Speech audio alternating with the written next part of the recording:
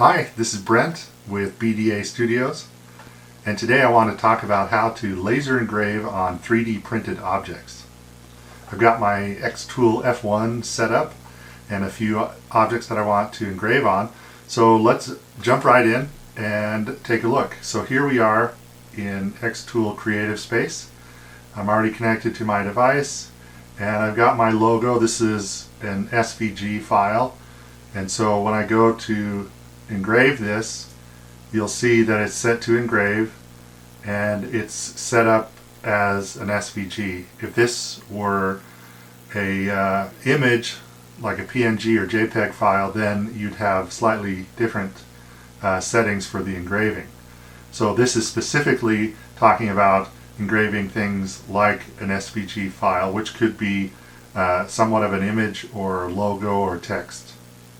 So these settings I've found work really well for the material that I'm printing on. I'm printing on PLA, just a basic PLA product. What you'll notice is this process works for any diode laser. And what you're doing is effectively you're melting the plastic. And so when you set your power and your speed, you're trying to figure out what is a good balance for melting the plastic so that it's readable but it's not too melted. The other option with the xTool F1 is to be able to use the IR laser, and the IR laser has a different effect, and so we'll cover that here in a minute. But first, let's take a look at what this process does to PLA. So I've got my logo. Let's go ahead and set up our xTool F1 so that we're engraving on an object, and right now I have this centered. Over here I have a 3D printed jig that I've made, and basically there's this template that fits inside, and then here I can replace the center of these with a template that holds the object that I'm engraving. So what I've done, and I'll make a video of how to create these 3D printed jigs, but basically I've got different fidget toys that I've made, and based on the size, so these two fidget toys are very similar in size, but there are some differences. And so what I've done is I've created this one, which is set up as what I call the original. And really the key thing is to center the part that I'm going to engrave so that it doesn't move. So when I set this here, and then I go to place my object, it's set and it's not going to move. Now let's go ahead and focus this. And I'm going to put on my safety glasses. Whenever this cover is up, you need to wear laser protection, and I'll put a link to what these glasses are. But they're pretty stylish. I mean, what can I say? So let's go ahead and frame this up and see where it fits. So that's going to fit centered on the object. And I'll go ahead and stop framing, and then I'll choose process, and then I'll go ahead and choose start. Now this is ready. I've got the external button, which is kind of nice, and then I also have my fume extractor hooked onto the back of this, so just keep that in mind. Working with PLA is not too bad. It's just a biodegradable plastic, but it can produce fumes, so be aware of that. Alright, here we go.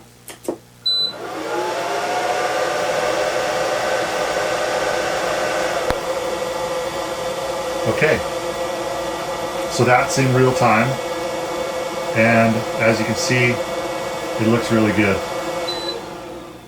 These settings work really well for what I wanted to do, which is to engrave on the plastic, so that I use these to give away as free gifts with every order, and it just reminds them of, you know, where they got it.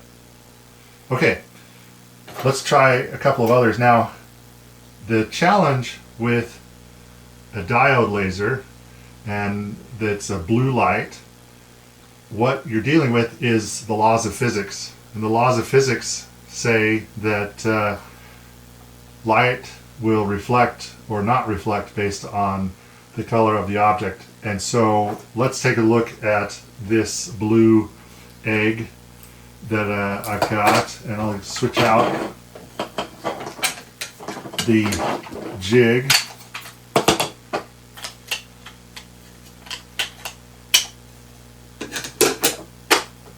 So with the fidget eggs, again, I'm going to center it and I'm going to place it here on the jig so that it sits in the middle and doesn't move. So now it's locked in, and the focus is pretty good because they're about the same height. We can adjust that if we wanted. Okay, let's try this. Back in xTool Creative Space, let's look at the framing for a second.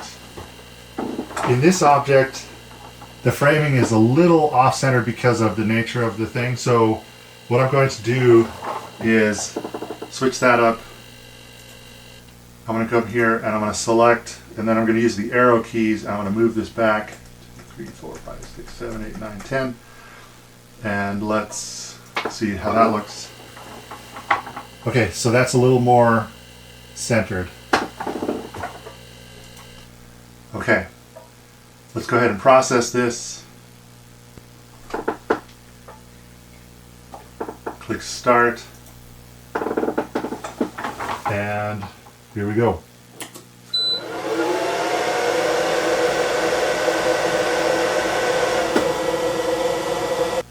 Okay, so you notice something? It didn't work. So this is the limitation of working with a diode or blue light laser.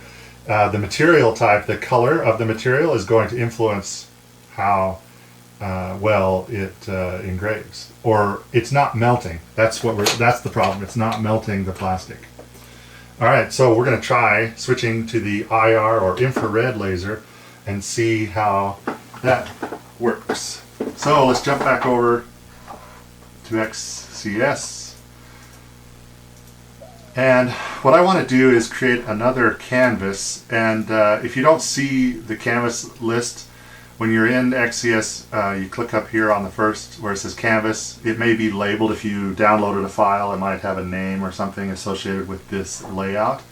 So this is a canvas, and this allows us to have different layouts and things within the same file. So if I click the plus icon, we now have a new canvas. I'm going to click up here. I'm going to select my graphic. I'm going to copy. Then I'm going to click down in the new canvas and I'm going to paste. And then what we have is a reference here. I'm going to change this. Double click on the title. I'm going to call this blue light. And then I'm going to change the canvas here and call this IR. So now when I come here, I'm going to select my logo and I'm going to change this to IR. Now at the moment, I don't know what the right settings, I don't know what the best settings are. So let's figure this out. I'm just going to, this automatically kept the same power and speed. And so let's see what happens. Put my safety glasses back on. Let's go ahead. We know the framing, so let's double check the framing, because when I pasted this in, well, yeah, it was probably okay, but let's fix the framing again. So centered, it's not quite the way I want it, so I want it to go to the left. So let's select that and use the arrow keys. 1, 2, 3, 4, 5, 6, 7, 8, 9, 10. And let's frame that again. And that's better. Okay. go ahead and stop framing, click process, click start, put on the glasses, hit the button.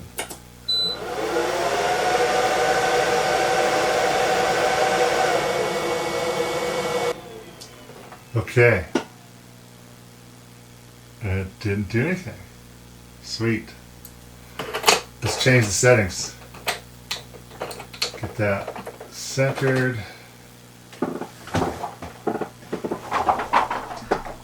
Let's click OK. IR. Let's hit 100. Bump it up to 100. Go ahead and choose process, start, glasses, button.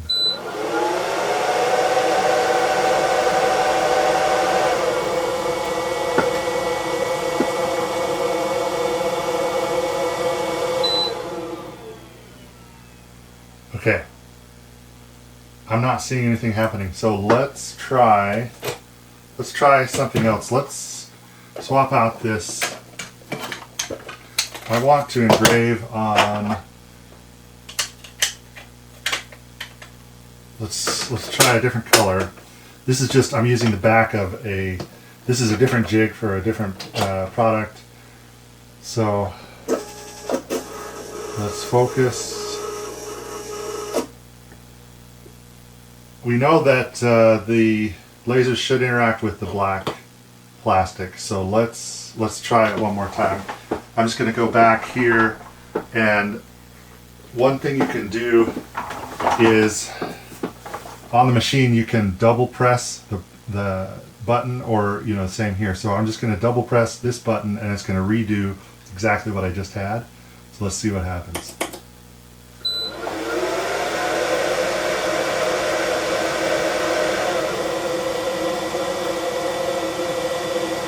Okay, sweet. Look at that. Look at that. That is really cool. Okay, like this is the kind of thing that we're seeing online. There's a lot of videos about how to do this, and this is the kind of effect that we're after. So that is really cool. Okay, notice here, notice how it's the color, it's not quite, it's like lighter and then it gets darker. There's a reason for that, and let's go over to XCS and let's make sure we have a setting enabled. So if we come up here, go to the F1 and let's go to device settings, and it says infrared ray preheat. So we want to turn that on. Now here's the trouble. I've done this before and I've turned that on, but it doesn't remember it. And I think what happens is the device settings are not saved if the device gets re-added. I'm not sure. But anyway, infrared ray preheat. So that's what we want. The reason we're seeing that discoloration is that the IR laser is not, quote, preheated, whatever that means. And so it's not full power when it starts. So when we do the preheat setting, now what will happen is you will see that it will take a few more seconds and it will take longer, but it will have a cleaner effect. All right, let's move our logo so we can try it one more time on that same object. Let's click framing.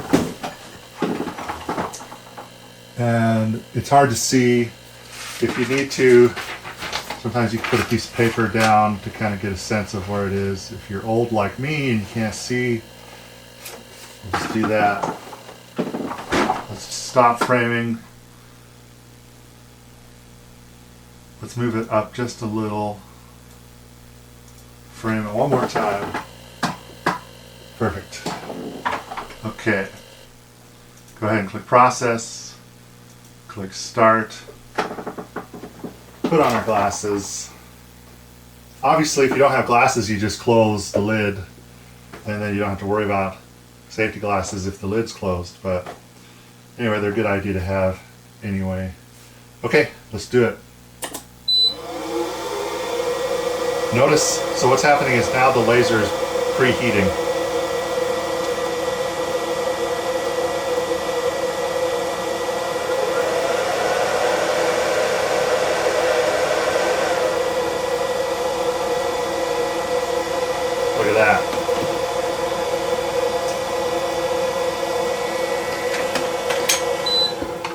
That looks really cool. That looks really good. I like that a lot. Okay, let's try some other things. So again, you're dealing with the limitations of physics. So color of the laser, color of the object influences it. So what we have to do then is test whatever the objects are that we're printing on, that we're engraving on. You have to do some tests. Let me try. So basically the blue doesn't work with the IR or the diode laser. So, but black looks really good. Look at that. You can even do color variations within. There's some great videos out there that show you how to do that. But for our purposes, where we're engraving on objects that we're giving away or using, this does what I need. Let me try something. Again, the color of blue is important here, so let's try it. Let's go, we'll focus.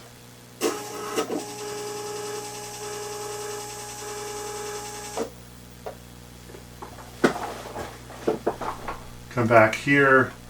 Let's center our logo. We got the power. Let's lower the speed. Let's lower the speed to 100. Let's see if that makes any difference on the blue. Go ahead and click process. Click start. Click safety. Click the button. So we're preheating the laser.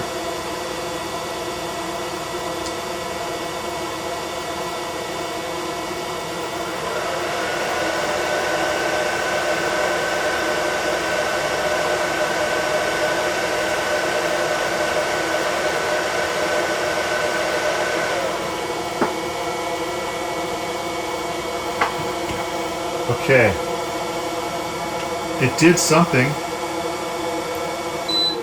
I mean, it did something. That's good. I imagine it'll be a little darker if we slow down the speed, but yeah.